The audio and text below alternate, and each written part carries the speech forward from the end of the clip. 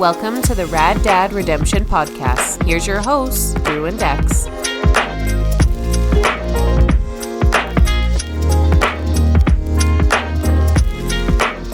Forgot where I put my microphone there. We're holding it like a man today. We're holding it like a man. Took some feedback from episode 1. Now we're into episode 2.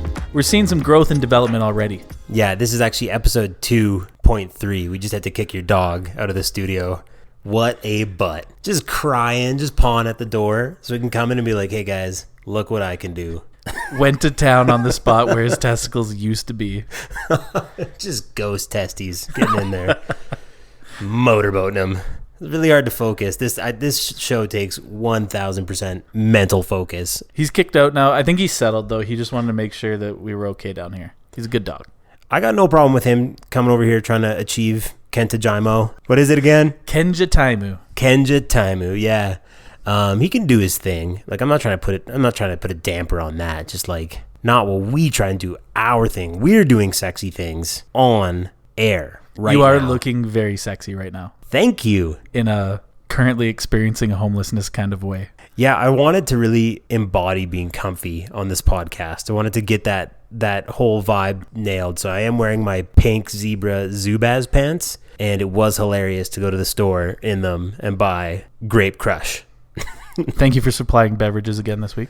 Yeah, man, it's a pleasure to come here with delicious and never disgusting beverages. I don't mind Grape Crush. It's got a nostalgia factor to it. It makes me think of like a grade 5 birthday party. I feel like I'm about to go play laser tag, eat 6 bags of sour cream and onion chips, and then maybe we're gonna open some presents in a bit. Yeah, I'm not getting any nostalgia. It's just like pure high fructose corn syrup. Like I'm not I said this before. My body's not a temple, but like I'm reading the back of this. And I'm not so sure about this stuff. I don't think there's any grapes in there. I don't see grapes written on here anywhere. But it's one of those things. We always want to start off and off on a good foot. What would you review that at? What would be your pop number for Grape Crush? If it's a once in a time thing, I'll give it a 6.8. 6.8 regular Mountain Dews out of 10 Baja Blast Mountain Dews, or what's our metric here? That's a very confusing metric. Yeah, let's go with that. No, it makes tons of sense. No, like a 6.8, fine to have once in a while. I would never buy a 12 pack of Grape Crush. No, ever. No. I think I bought these two, and like the clerk won his bingo round. Like he was just like, no one's coming in pink Zubaz pants and a flannel for just 2 big old bottles of Grape Crush. He's telling that story at the Circle K regional managers meeting next week. I was the most surprising sale. Remember all those Grape Crushes that were about to go bad in the back room? Well, this guy saved us. He saved us. Little savior in his fucking pink zebra pants. Yeah, hell yeah. Anyway, okay, enough Grape Crush. Episode 1, it's up online. I had enough Grape Crush after one fucking sip. All right, let's move on. Episode 1 is online. We got on Spotify already. That was pretty sick. Yeah, they reached out. That was pretty cool of them. Yeah, they offered us $0 and to do all of the work to get it online, and then we accepted. You know, it's funny about all of this that you're saying. Like, I actually didn't do any of it. This is all you. You've done a good job in setting this up and producing it and editing it. You know, I'm very thankful for you, Dex. Shout out you. I appreciate that. I'm a very controlling person. It's actually a personality defect of mine. I would say it's an affect. Oh, okay. Well, I appreciate that. Is that the opposite? Is that the inverse function? I don't think so. I don't know. Hope you weren't coming to listen to get learned. What word did you use earlier? What did you say? Ruminate. Yeah, and I definitely was like, totally. Huh? What are we ruminating about? Why don't you use it in a sentence again? I know what it means, but language of origin, please. Yeah, ruminate. Let me ruminate on that. But episode 1 up. We've got the website too. I bought us a couple of domain names is the word that I'm looking for. So we've got the classic raddadredemption.com. Raddadredemption.com. We've got the less classic, more vanity plate BajaLife.style. It's .style. I actually missed that until now. BajaLife.style. .style. Here's how I arrived at that. We wanted to buy sick. BajaLifestyle.com. So I went to my favorite domain name buying site, Namecheap.com. Shout out. I was like, okay, BajaLifestyle.com. Punched it into the search. And it was for sale, but somebody already owns it. So it's a premium for sale domain. And it was like $2,000 US, which is like $1 million Canadian dollars. I was like, absolutely not. Absolutely not. So then I was like, what do I do? And I happen to be scrolling. I don't know. This person has it pointed to an eBay page where they sell I Love Lucy memorabilia. That's not even a joke. Go to BajaLifestyle.com. Goes to eBay. You can buy some I Love Lucy shit. First go to BajaLife.style. That's our site. And then go to BajaLifestyle.com. That's a genius idea. This guy's taking over the world. I Love Lucy. I love Lucy. I love the Baja lifestyle. I love the Baja lifestyle. What's the connect? I don't even want to speculate, but what's the connection between Baja lifestyle and I Love Lucy? Man, just when you're living that way, living that free, living that Baja lifestyle. It doesn't have to make sense. We were chatting about this when you posted the Baja Men on Instagram Reels. Like the actual Baja Men band. I forgot that existed. So the whole week when we were referencing Baja Men, you thought I was shouting out the makers of the early 2000s or late 90s, I can't remember, hit Who Let the Dogs Out. Matt, in that episode, like when you made the Baja Men joke, I was like, yeah, like the Baja Men. Like I think everyone was. I think all 17 people who downloaded were like, yeah, I'm going to grab my Now 4 and chuck it in the cassette player and friggin' fast forward to Baja Men. And that joke, I'm going to think about it all the time because these guys, they're fucking funny. No, I thought I was being incredibly original and clever. You thought you came up with that notion? I thought I invented the Baja Men. What if we had like a band in the Bahamas? It was all men. Oh my God! This is good idea. And you got BajaMen.com locked down. It just goes straight to I Love Lucy crap. It's $1 million bajillion idea, Jax. If only we could have done this podcast 25 years ago, we probably could have taken that domain name. What if this was the first ever podcast? Would that have just been the end of podcasts? Like just a couple listens, be like, I see no future in this.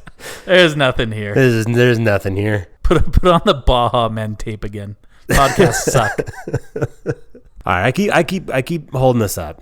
Where are we going today, Dex? Well, so episode 2, we definitely wanted to prepare a little more because we didn't have a list of failed names to lean back on for 45 minutes. But I really like this idea. We had talked about it in a previous planning session, and I'm calling it the cutting room floor episode. Failed TV shows, movie ideas, things that we think should have been made but probably aren't that good, and that's why they haven't been made yet. I was waiting for you to tell me what cutting room floor was. I was ruminating. I mean, for anybody that's not aware, I don't want to mansplain cutting room floors here.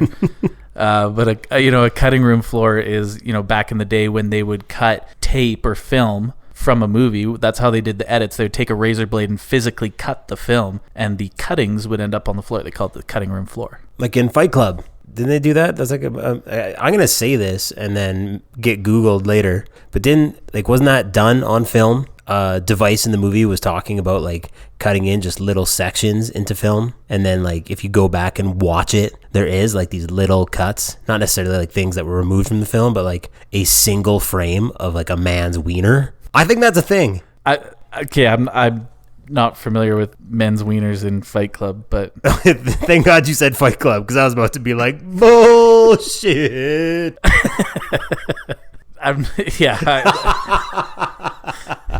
That sounds like an I don't know. I'm not gonna say right or wrong. I'm just saying it sounds like one of those urban playground myths. Yeah, well, you know what? I stand to be either proven unbelievably incorrect. I'm not doubting you. I'm not doubting you. I'm just not familiar with that. I kind of have that feeling, liar style, where like it must be true.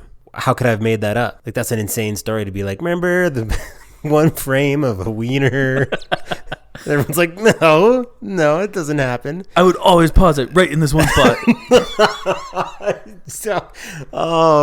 Yeah. There was a movie back in the day that my sister and her friends used to watch. and they would pause the movie because there's like a scene in the film where these girls, like a babysitters club type situation, steal the clothes from the boys having a dip in the pond, and the boys like run after these girls on their bikes and they're in their towels, and if you slowed it down, the one kid like bends down, one hand on his towel and one hand to like grab a rock to chuck at the girls, and you can like just ever so slightly see up his towel.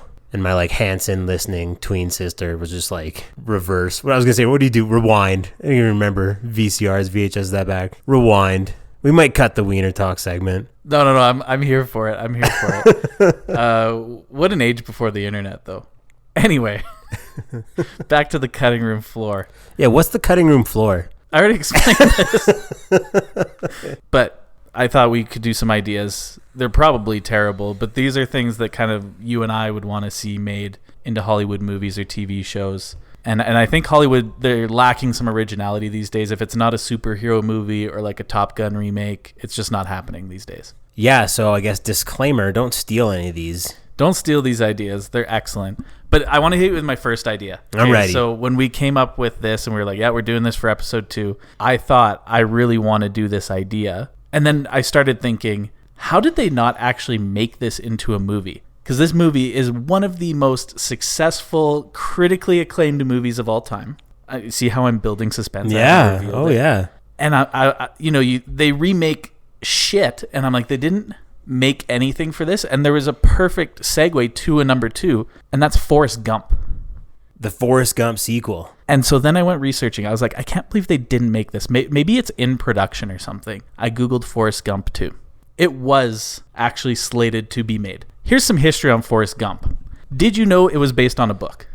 I did know that. Okay, I'm an uncultured piece of shit. I like YouTube. I'm always just like, I'm going to watch anything about movies. So I think I picked it up on something like that, but I did know that. Okay. Did you know the first book was fucking insane?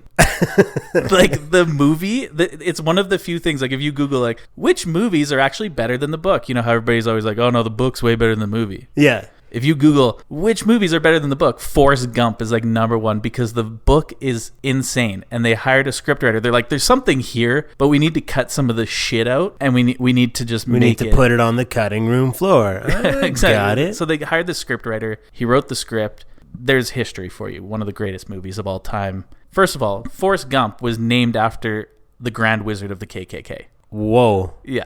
Okay. We're just starting. This is like chapter 1. In the Forrest Gump book, there is a scene where he goes to space with a chimpanzee named Sue, who goes apeshit in space, and they crash land on an island with cannibals, and they have to wait to be rescued. Whoa. The sequel's going to be lit. And that's in the first book. That got cut from the movie. And so then all this critical success, the author goes and writes a second book called Gump and Company, Gump and Co. And basically the shrimp business starts to fail. Forrest Gump, he becomes a janitor at a strip club to support his son because Jenny's dead. Remember, she died. Hold on. What? A janitor at a strip club? He becomes a janitor at a strip club. Just wait. It's just getting started. So there's one part where they say his enlistment wasn't done in Vietnam. He wasn't properly like de-enlisted from the army. So they send him to, I forget which way it goes, but he's back in the army at some point. And at one point he's fighting in Desert Storm. So like the Iraq invasion. First one, Desert Storm 1, the OG. He's fighting with Sue the chimpanzee in Iraq. What? Like as a partner, like as a duo, like come on, Sue. Yeah, like I don't understand. I obviously need to read the book to get the context, but Sue and him are in Iraq. And then then he goes to an Alaskan outpost for the army after whatever happens in Desert Storm 1. And he gets involved with like his sergeant. They get drunk. They crash the Exxon Valdez. So he is the cause of the Exxon Valdez oil spill disaster. Okay. I like that part. I could see that. Maybe not those circumstances leading up to it. The fighting with the chimpanzee in Iraq yeah. is a bit much. Yeah, but that's like a leveled up Gumpism, you know? Yeah. Yeah, like I started running, and then before you knew it, I crashed an oil tanker and caused the greatest environmental disaster in history. Yeah. The other stuff that he gets up, he apparently at the end of the script in the movie, he's at the Oklahoma City bombings in some way, shape, or form. Timothy McVeigh. Yeah. He invents new Coke. He like remixes Coke and they release it as new That's Coke. a drink we got to get. Apparently Diet Coke is based on new Coke. Made by Gump. Really? Yeah. So when I was thinking of this, I was like, they should make Forrest Gump 2. Thinking like, obviously Jenny's dead. He's raising a child by himself now. And he was just so obsessed with chocolates that I was like, maybe there's a scene where, you know, the teachers are questioning the lunches he's providing because he just keeps sending his kid to school with boxes of chocolates. He's like this like negligent father. He's just like a total idiot. He's like, well, my mom always said life is like a box of chocolates. And they're like, okay, well, your son needs proper nutrition, Mr. Gump. Like, He needs protein. he needs vegetables. He needs iron. Side note, I never did like how he always said life is like a box of chocolates. You never know what you're going to get. Because you do know what you're getting with a box of chocolates. Like most of them say what, like who's going into a box of chocolates blind? It's the most predictable, like in terms of even just chocolate products. You know, like you see a chocolate bar and it's got some random name. And you got to do a little digging. Get the fine print. Is this nougat? Is this caramel? No, when you buy a box of chocolates, pot of gold, you're like, these are the 3 that I'm after. So I'm going to sort through these boxes, find that box with those 3, and they're going to be in order, in sequence. Life is like a box of chocolates. Totally predictable. And as I planned. It's one of the most iconic sayings from pop culture in the 90s, and it's just like not even really true. Maybe it was a thing. Maybe it's like a timepiece, an era thing. Where like back in the day, you go to your chocolatier, as you would, your local chocolatier. You're like, well, let me get a box. And how about some of those caramels? And they're just like, I tell you what's in the box, asshole. You'll get what you get, and you'll like it. You'll get what you get. Haven't you ever heard? Life is unpredictable. That's where the saying comes from. That's where the saying comes from. Yeah. So anyway, I thought we should make Forrest Gump 2, and then I realized it was already basically a thing. Here's the other crazy part about Forrest Gump 2. They sent the same original scriptwriter to write Forrest Gump 2. They're like, basically, okay, he wrote another crazy book. We need you to distill it down, make another hit. But the scriptwriter was pissed because he didn't get paid very well off Forrest Gump 1. So he got a whole bunch of upfront money and basically just translated the book into the most insane script you've ever seen. And they were like, yeah, we're not making this. And that's basically how it died. Interesting. Yeah. It's still out there, though. There's no statute of limitations on these things. Oh, yeah. Like Tom Hanks, if you're listening. We'll have him on next week. We need Forrest Gump 2. Unless we're canceled for all that wiener talk earlier. No. That's all right.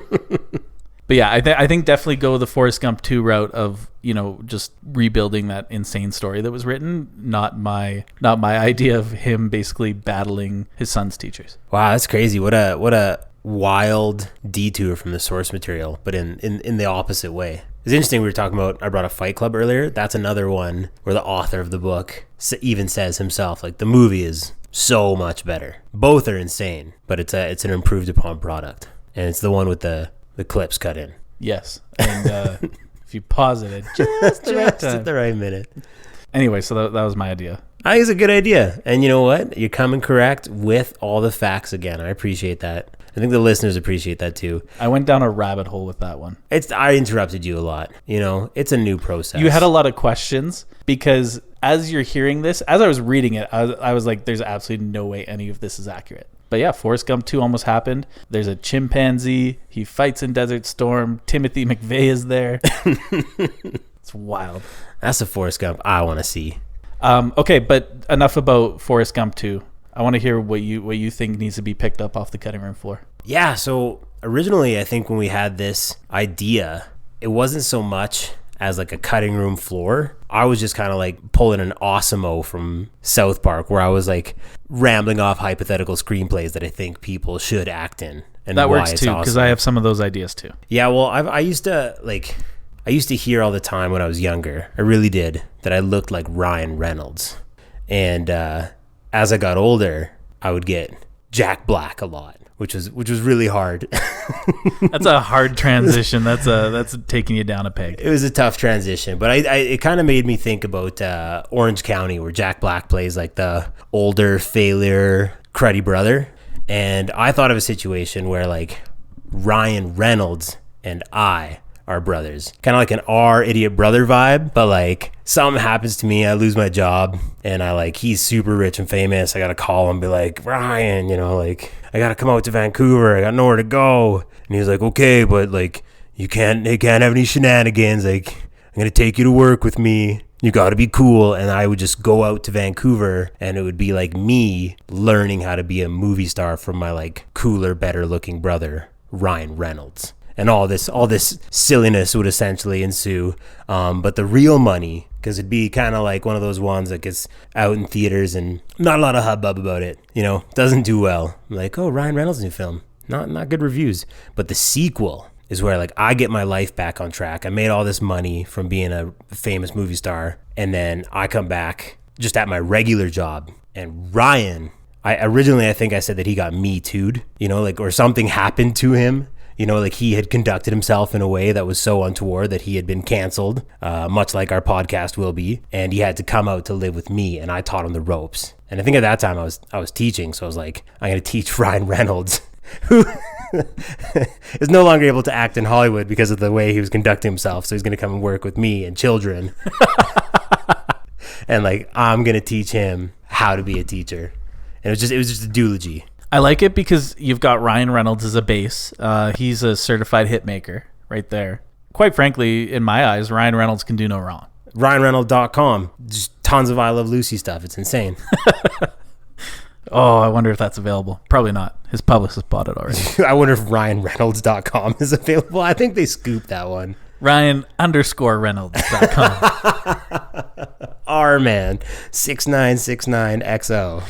No, I like it though. I like it. Yeah, not necessarily a cutting room floor, because I think it doesn't exist. It's all been cut. Cutting room floor of your mind. Yes, yeah. Unless I ever run into him, I'm definitely gonna pitch him that idea.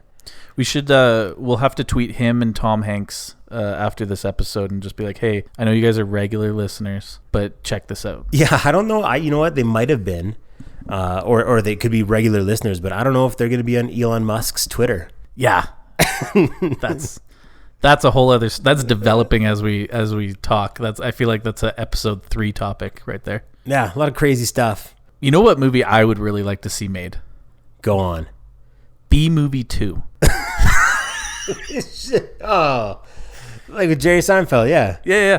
I feel like they built up something that really needs to be explored in a second movie, and that is the intricacies of a love affair between a bee and a human being. And it's going to premiere on Pornhub. Yeah. It's going to blow up. Oh, yeah, it's going to be so good. I would really like to see B-Movie 2. It doesn't have to be sexual, but I felt like there's a lot left over there, a lot of questions left unanswered. Yeah, that's a good point. You got to wonder sometimes. They got the storybook ending, foiled the villain. I don't even know anything about B-Movie. I'm sure they had some Hold ups and on. downs. How many times have you watched B-Movie? I honestly, like, this might be a Baja Men situation. Like, I might have been like, oh yeah, Jerry Seinfeld. Yeah, I know him. I don't think I've seen B-Movie. Okay, well, you should get on that. I like B-Movie. I don't know. I feel like I like it enough. I want him to see him make a sequel. And this time it's not a comedy. I want to know that relationship. Is realizing that I have horrible taste in media right now. Like, this guy likes B-Movie and he wants a number 2. B-Movie is a number 2, all right? It's a big, huge number 2. That's why I didn't see it. But yeah, B-Movie 2, make it. Jerry Seinfeld, if you're sitting with Ryan Reynolds and Tom Hanks right now listening to the podcast. Well, yeah, what happens in the sequel? They just like immediately like the bee stings one person and dies, and then it's just like her like really introspective journey, like a eat, pray, love situation. That's if Jerry Seinfeld doesn't agree to come back for B-Movie 2. They like kill him off in the first minute using some audio from the first movie. I almost said they computer generated his face, but I guess yeah, they were going to. It's B-Movie 2, but it's live action. It's live action, and all of them. It's also really low budget. They're all wearing giant bee suits like Bumblebee Man from The Simpsons. Oh, dude, yeah. This movie just got way better. This movie, honestly, and they brought back not the writer, but the author from Forrest Gump to do the screenplay. the bees crashed the Exxon Valdez. Movies that I'd like to see a sequel to.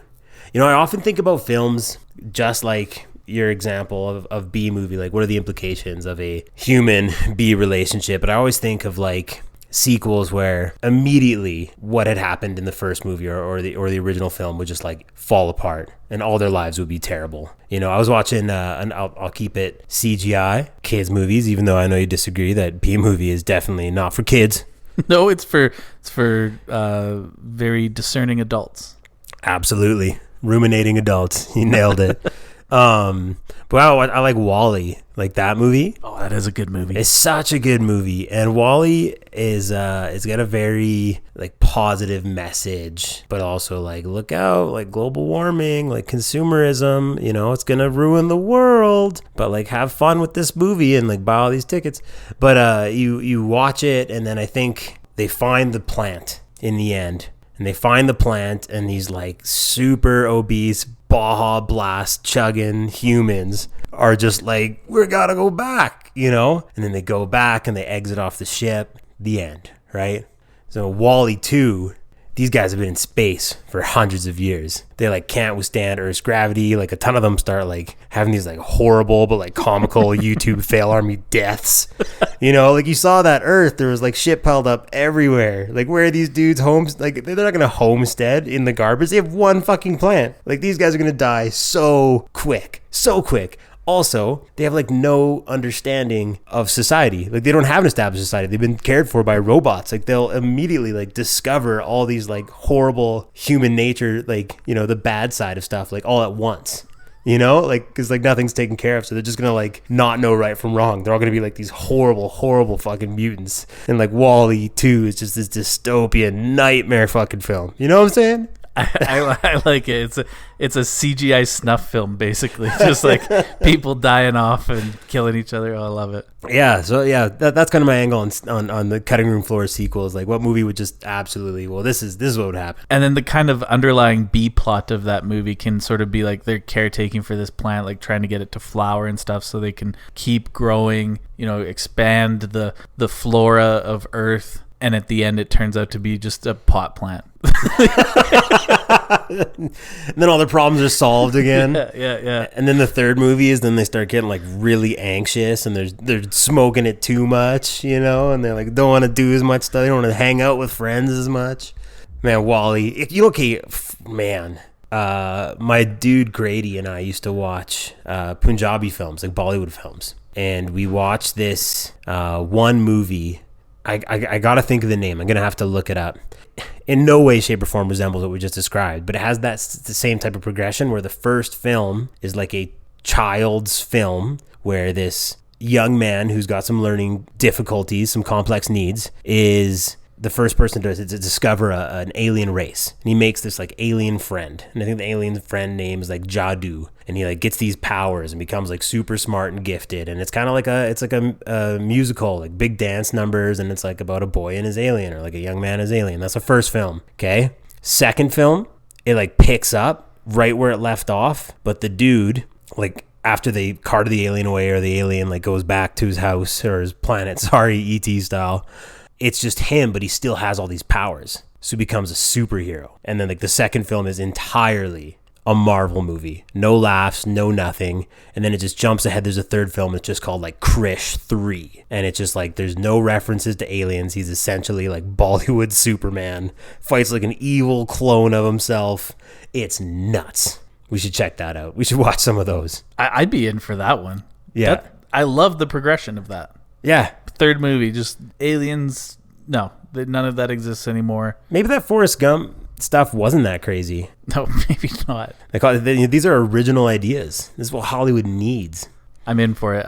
They need to make Forrest Gump 2, WALL-E 2, anything with a 2 at the end. B movie 2, of course. They should probably make 10 more B movies, if we're being honest. I want to put it to you though, because I went off on a big rant and like was unable to even recall what the movie I was talking about was called. But what's a film that you've seen that you're like, if there was a sequel, it would not go well? I want to hear maybe some more cutting room floor. What do you got? So here's one. This is just a horrible idea. Please feel free to walk away for a few minutes, make yourself a sandwich. But I want to see more Mission Impossible movies, but where he's just fucking stop.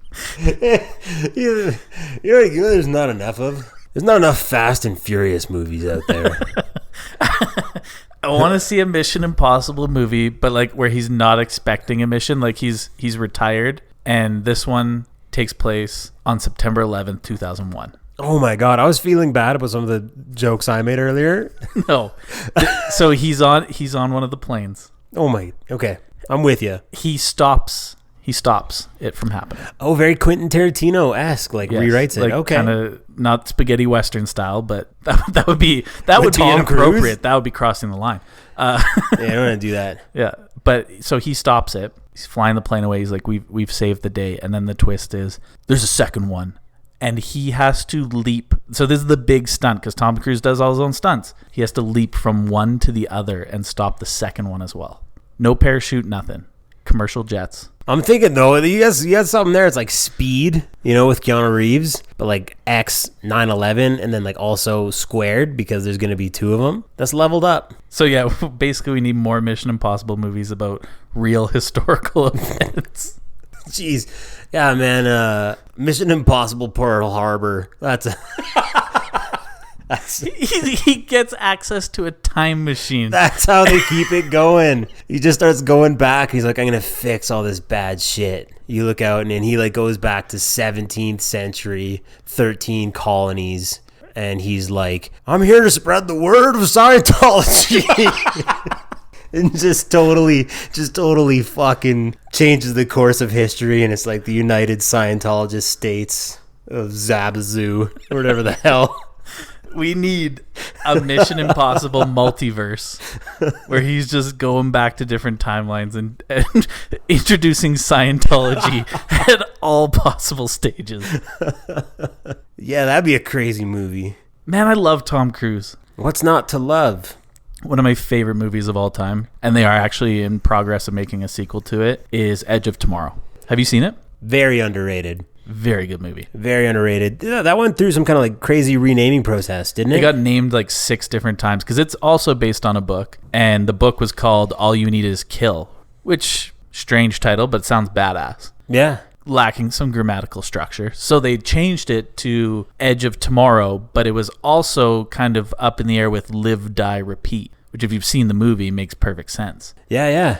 And so... yeah, it kind of flopped in theaters as Edge of Tomorrow, and when it got released, it was released as Live, Die, Repeat, Edge of Tomorrow. No way. Yeah. The triple rebrand. And apparently the sequel is going to be called Live, Die, Repeat Again.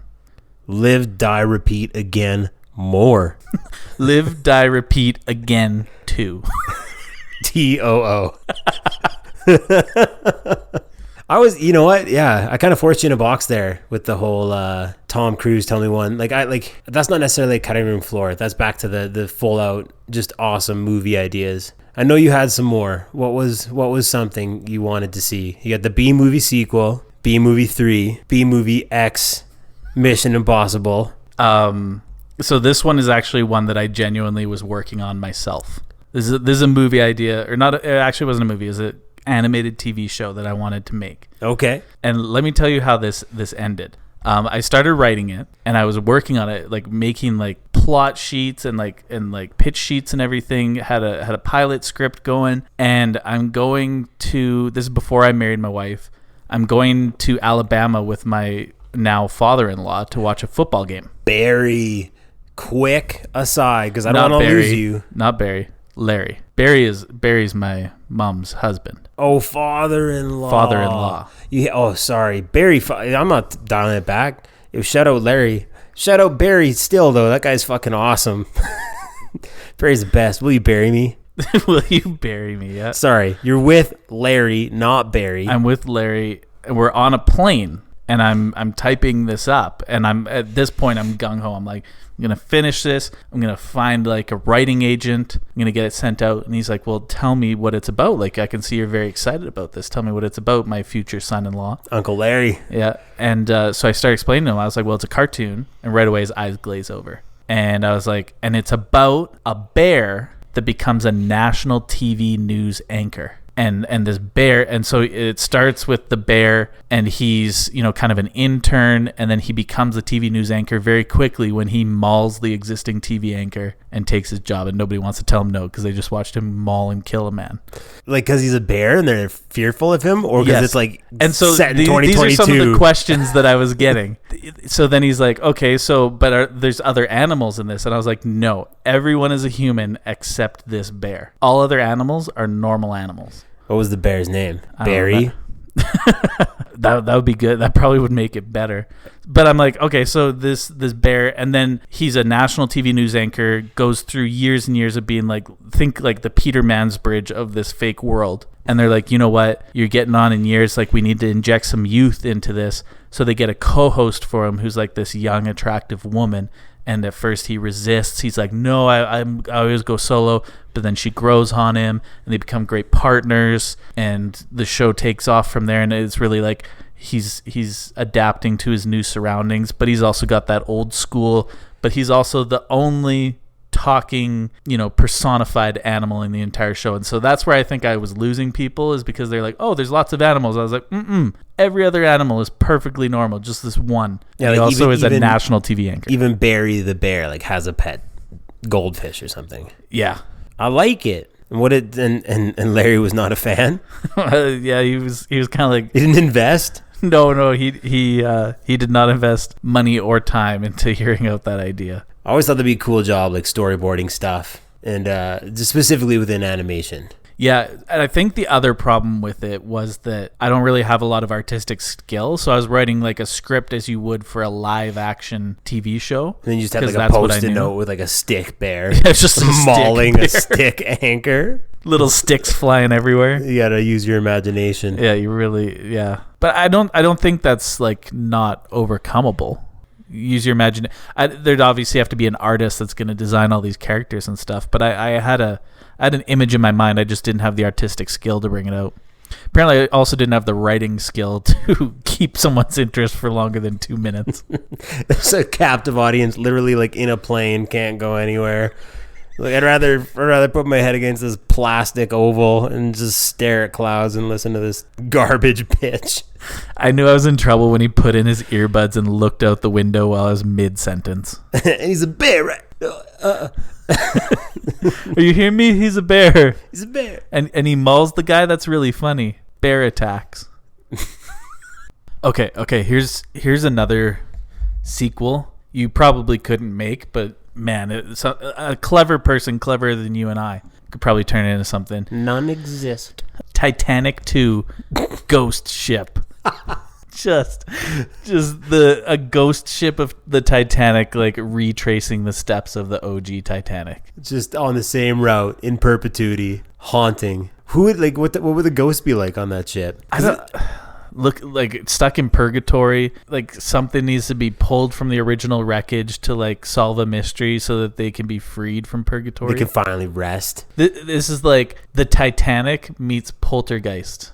Oh, They're just throwing deck chairs all over the place. I was thinking Rose, like follow up with her, like post Titanic. She's just like in her room scribbling on paper icebergs with X's over them, and there's like broken pieces of ice, and she's like, she's gonna get a ship and she's going out for revenge, and she's just like armed to the teeth. Rose is back and she's blowing up icebergs. And then she crashes the Exxon Valdez with Forrest Gump. Yeah.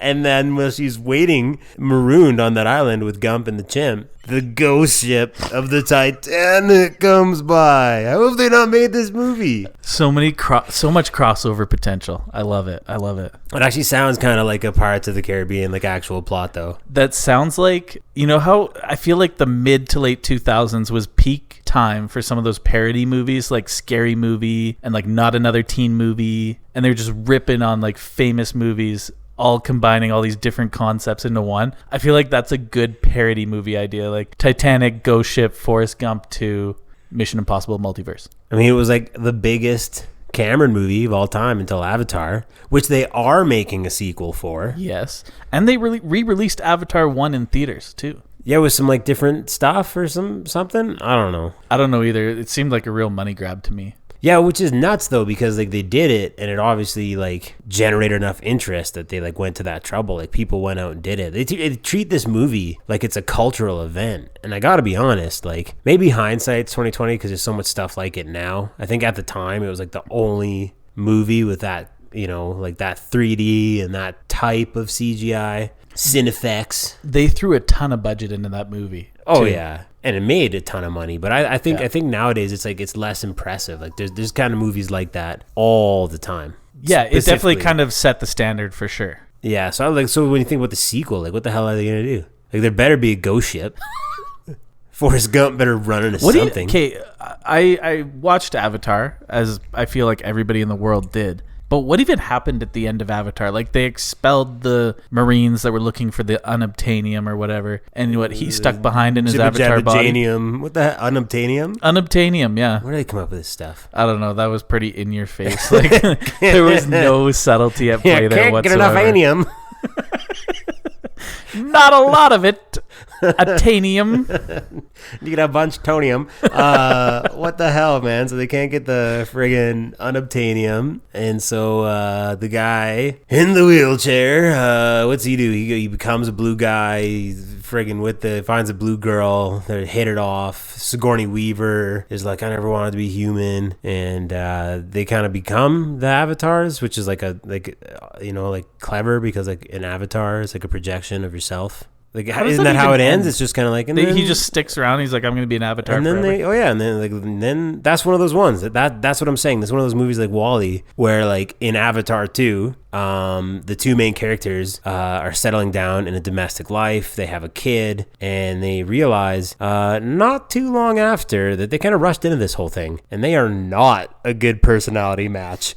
And they just like, it's just like them just like getting at each other, just nag. And, you know, and the kid's a ton of stress, you know, and it takes on like a whole blue Abba-dee Dabba-die kind of thing. Like it's a real Eiffel 65 drama. It's just, yeah, it's less of an action movie. If you're going in expecting an action movie for Avatar 2, you're actually getting like a real dramatic telling of two people in bodies that are not really theirs. It's like a marriage story, but like CGI Avatar. They just like spent $1 billion budget on all this CGI, and it's just like these prolonged, like looking out the foggy window on a highway drive kind of shit. That makes me want to see it even more now. If that type of movie ever came out, and maybe it exists, maybe, I don't know. You see movies that come out and then like are like a theatrical release, and then like somehow the studio isn't able to maintain the rights, or there's some type of clause in the contract where like after a certain amount of time it defaults to this, blah blah blah, and then like some like college student with like a bit of money does the sequel, and it's like the worst and most awful thing ever. Like I think I was watching the other night a sequel to Donnie Darko. Sorry, I was 2. Holy shit, we're on the same wavelength, because I was Yeah. about to say that is the worst sequel ever. Yeah, and there's like the first one. I mean, say what you will about it, like it got people talking. It was a crazy movie. It's one of my favorite movies of all time. I'm not afraid to say that. Hell yeah, I love Donnie Darko. I love Donnie Darko. I love Great Crush. And I love Tom Cruise. Yeah, I love Donnie Darko, though. And so when I saw that there was a sequel to Donnie Darko, that's one where, I mean, at the end of Donnie Darko, he's dead. Like Donnie Darko, the namesake of the movie, dies at the end of the movie. And all the twists and plot lines have been revealed. And then wrapped they're like, up in a neat little package. everything's wrapped up. It's like, okay, well, you can talk about it now with your friends. And then they're like, no, we're doing Donnie Darko 2. And of course, Donnie Darko's dead, so it's about his little sister. That movie sucked. That was so disappointing. He was like a throwaway character in the first movie. Yeah, she was in the movie for I want to say maybe 20 minutes. Like we're not talking Maggie Gyllenhaal. We're talking like the one that's like on the tramp at one point. Right. Yeah. And she goes off with Sparkle Motion to do the cheerleading competition. That's right. That's it. That's the whole. They made a whole movie about her. Yeah, and they called it Donnie Darko 2, and Donnie is dead. TOO. Donnie Darko as well. The number 2, Donnie Darko in addition. You know what? Yeah. So you see it a lot. You see those absolute crud sequels, or like a crud remake all the time, just like soulless, heartless. But yeah, if they come out with Avatar 2 and it's like just a genre bender, like it's just like not even close to an action sci-fi, that's the move. That's the Neil Young. They need to just come out and disappoint everybody. Oh my God. Okay, pause on the cutting room floor episode. You were not here, and I need to tell this story. You were not here. Speaking of Neil Young, elderly musicians, you were not here for Gordon Lightfoot. No, and you know what? I was so remiss because Zilla, our dude, went and got us all tickets and was trying to do this like very nice thing to get the whole group, the whole gang together. And I was initially like so pumped, but then just I think it was like 2 months or something went by. And we got the opportunity to go down to Georgia, the South. Devil went down to Georgia. The devil did go down to Georgia with his 15-month-old and his pregnant wife. And it was wild. And but I just totally blipped. So I missed it. And I hate that I missed it. So I'm excited to hear this. Okay, so the gang, sans you, is driving into Calgary to the Grey Eagle Casino to see Gordon Lightfoot, Canadian icon, turns 84 this month. Yeah. We are talking as young men do, like, man, it's crazy this guy's still touring. He's old. Like he's so old. Why is he still touring? Does he need the money? Anyway, you sit down in the theater and we're waiting for him to come on, and we are by far the youngest people there. And we're talking to other people because people see that we are some early 30s guys. Some young Baja men. Yeah, some young Baja men there to see Gordon Lightfoot, and they're kind of talking to us, talking about their memories of Gordon Lightfoot. Is very endearing, very nice to hear, like, a lot of people tell their stories. They're saying the same things, right? And they're just as old as him. They're like, I can't believe that he's still touring. Like, some of the people are in wheelchairs and stuff. It's wild. It's a whole night out for them. And that's just kind of the chatter, is that Gordon Lightfoot is old. Like, if we're going to wrap it up into one short sentence, it's like Gordon Lightfoot's incredibly old. Yeah, he's going to see him. This guy's super old. So that's kind of the build-up. That's the chatter, not just amongst our group, but just amongst the crowd in general. He comes out. He's got his guitar on. He shuffles up to the microphone. He starts strumming. He starts singing. He makes it no further into the song than 20 seconds. And then he kind of like and so this is where, like, I thought he was joking at first. He kind of has this like wry smile on his face, like kind of like a inside joke sort of. I just said something not everybody's caught on yet. He sort of waves his hands like stop, and he steps back a little bit, and then he sits down on the amp, and we're all kind of like, oh, like he's old, like he's playing on that he's old, and other people are laughing, and some people are confused, and then he waves. I bet a lot of people there were confused.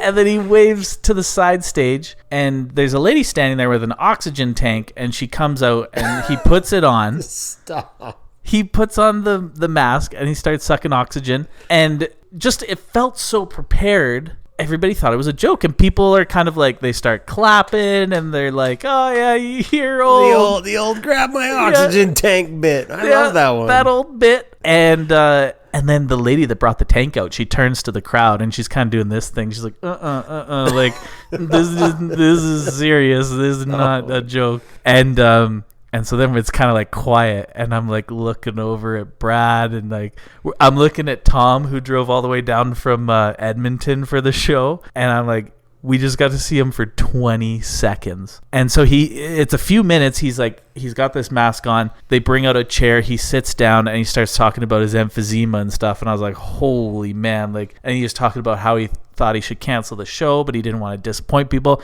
I'm fully prepared for him to like be like, sorry, everybody, like go to Ticketmaster for your refunds. I can't do it. I did see a picture of him because I was like, same question, like, is he touring? Like, I can't believe he's still playing. And the dude looks like Tales from the Crypt Keeper. Like, that's exactly what Brad said. He's not doing well. No, he's every bit of 84 as you would think a former rock star, or like current rock star. But like, I mean, he went through the 70s. Good for him. He played for like an hour and a half, and so he was playing shortened versions of all of his songs though, because he couldn't sing. And so we were all there to see him sing The Wreck of the Emmett Fitzgerald, as you do, which is a 6-minute song. We're like, there's no way he's like, how do you even shorten that? Do you stop before the boat sinks? Like, you're just like, that was windy, and then sail, fill in the blanks yourself. Fitzgerald, the beginnings of a storm.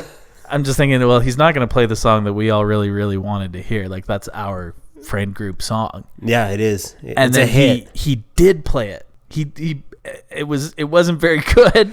I did see. So I heard rumblings about some of these events, and Dunny was over, and he showed me a video of like I guess it was like the next. It was either the next show he played. Someone had posted a video, or the one before, and it was him playing "Wreck of the Evan Fitzgerald," and he sings it like I would sing it when I'm on one, messing up the lyrics, and I'm trying to pretend with the dudes that I do know the words, and we're all like singing it together, you know, like legend lives on, and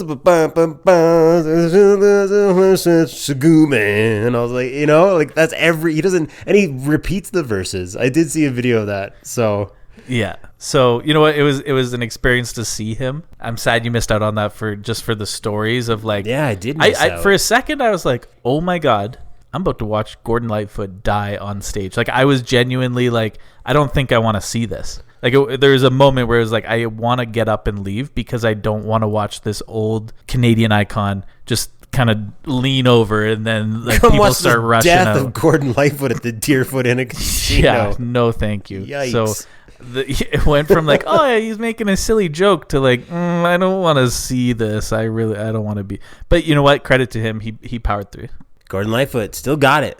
Still got it. They should make a movie about Gordon Lightfoot just to bring it all back around. Yeah, heck yeah. He had some pretty good stories. So here's the thing. I would actually be more interested in seeing him not in concert singing, just telling stories. The stories that he told between the songs were probably the best part of the show. He talked about how he tried to meet Elvis once, and then it was like a really anticlimactic story because he goes through this 5-minute story about going to meet Elvis, and he's like, and then I didn't make it on time, and Elvis had already left the building. People were like, He talked for 5 minutes without making a point. How could anyone put up with that? Horrible. But you know what? We're an hour in. Yeah. Well, we're gonna edit a lot of what happened on this podcast tonight. It's gonna come out in an NSFW format one day, the red band version. Yeah. Or I guess our podcast is already fairly red band, so this will be like a maroon version down the road. The Too Hot for TV Springer style release. Yeah. There's a history of to talk about Gordon Lightfoot's cool stories. A lot of my favorite actors are country artists, and like there's a precedent there, like Chris Christopherson, Dwight Yoakam, some banger films. So I believe it, man. He's out there telling stories. Maybe he needs to hang up that guitar. He needs to phone Cameron and be like, put that blue paint on me. I've got a story to tell. I got something to share. Avatar 3, the story of Gordon Lightfoot. Avatar 3, Gordon's Fury. Gordon's oxygen tank. It's the next genre bender. It's just like this weird kind of like a day in the life of a super old guy. But like he's a blue alien too. That's the whole thing. That's the thing. I feel like that's what movies are now, you know? They could just go and it'd just be James Cameron be like, yeah, he's a blue alien, but he's old, you know? Like, fuck you, you'll buy it. Warner Brothers gave James Cameron $6 billion to tell the story of Gordon Lightfoot. No. Gordon Lightfoot living out his golden years via a neural link. Okay, this is way better. I was thinking just the actual story of Gordon Lightfoot, but he's been replaced with Avatar.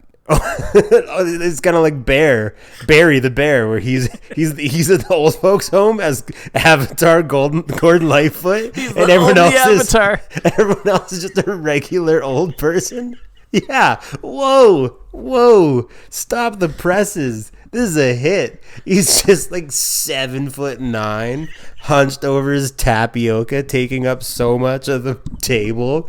Bingo, he gets mad at his bro and just crushes him. Like he's got superhuman strength. They call lights out at 8 p.m. and he just loses it and barges a hole through the wall of his room. Oh man! And then he's out on the loose. He does his oxygen tanks like he just finished a can of Monster. Just like shotguns him. I don't know why he's a frat boy. I'm assuming he has like enhanced abilities, but just the mind of like an 84-year-old Gordon Lightfoot. There's so much potential here. I feel like we actually shouldn't release this podcast. We should just keep it on the side, and slowly send out these ideas. We'll be like the Coen brothers. Avatar 4, Tom Cruise travels ahead in time to stop the events of the first movie and teach that tribe all about Scientology.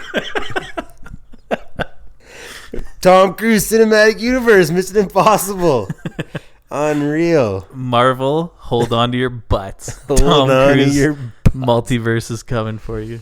I love it. That's gold. You know, okay, so now we're off Gordon Lightfoot Avatar for now. That idea is definitely coming back. But Oh, it's coming back. what's hot right now is like video game movies. And we've got like Chris Pratt's going to be playing Mario or voicing Mario. You had Detective Pikachu. The obvious choice for Mario. Was Chris Pratt, yeah. Yeah, big Italian Not the guy that's voiced Mario Yeah. since the 80s. No, that guy sucks. Um, Chris Pratt's so hot right now. there's a game that I owned when I was a kid on NES called Yo Noid. And it was about the Noid, the Domino's pizza mascot. It was basically a marketing game for Domino's, but it actually was kind of fun to play. I remember playing this. They should adapt that into a live action movie, just a 2.5 hour Domino's commercial. Just pizza, Noid, just picking up on that video game. This makes me think of Idiocracy when everyone's in the movie theater and the movie is just a still photo of a butt. And like every now and then some audio of a fart plays and everyone's like that kind of feels like where we're heading with the the Pizza Hut movie adaptation. You could go an interesting route like The Founder. Did you watch that? Like the Yes. McDonald's? Yeah. Yeah, that was kind of cool. That was a weird one because he's like obviously a piece of shit. Like you're kind of rooting for him, and then towards the end of the movie, he like, you know, leaves his wife and rips off the original dudes. So I think if you're gonna make a Pizza Hut movie or tie-in video game, like yeah, it's got to be the real story, the raw stuff. Like it can't just be a commercial. Okay, yeah, like the trials and tribulations. Off that same idea of the McDonald's one, like let's get more founding stories. Yeah. The guy that first invented a box of chocolates. Why was he doing it all random? Why like I don't want anybody to know what's in here. yeah, there's Half got of them are dog shit. some Sweeney Todd's. Oh man, it's like Johnny Depp's chocolat, but he's putting little doo-doos in the friggin' chocolates. Yeah, that's what I want to see, man. I want to know the real story. Like, what was the Noid putting in those pizzas? Those games sucked. I don't know. It was good when I was a kid, I guess. But yeah, like, so I got my Xbox right there, and I got the new Call of Duty, and I'm playing that campaign. Man, like these graphics and everything, like how far video games have come. And I remember playing like Yo Noid, the Domino's pizza video game. Domino's. I was saying Pizza Hut. Domino's, not interchangeable. No, actually, we probably will get a cease and desist for this episode for mixing up Pizza Hut and Domino's. Which one will be more upset? Who will want us to desist? Oh, they both suck. If we're ranking pizza places, maybe this is a future episode, but Pizza Hut and Domino's both go pretty close to the bottom. I used to do a lot of Domino's in college because it was 50% off. Yeah, if you need cheap food. But in college, I was living that Baja lifestyle, and I would friggin' if I got half price pizza, I would just order twice as much pizza, and then not answer the door. And my like poor roommate Ben would have to like come to the door and like step over me on the way to the door. So you're not answering the door because you're incapacitated. Yeah, and he just answers the door, and the guy's got like stack of Zaw. Yo, Noe, do you want these pies or what? I didn't order those. What's a bad video game sequel or a sequel you wished? That's a hot topic. You ever play a game and it was so dope, and then either have the experience of like there wasn't a sequel, or then you finally do get the sequel and it's just like friggin' Gordon Lightfoot Simulator. Old folks home simulator, man. They dress it up, but it's just like it's no good. I mean, I will say, like, I've always played all the Call of Duty games. It feels like every year it gets just like a little bit worse. Yeah, it's the formula. They've squeezed everything they can out of that formula, and then they're like, well, we know we have a player base that will buy it every year. How can we like microtransact them? I think that's probably the most annoying part. Is they're like, hey, you can put weed leaves on your gun for $10.99.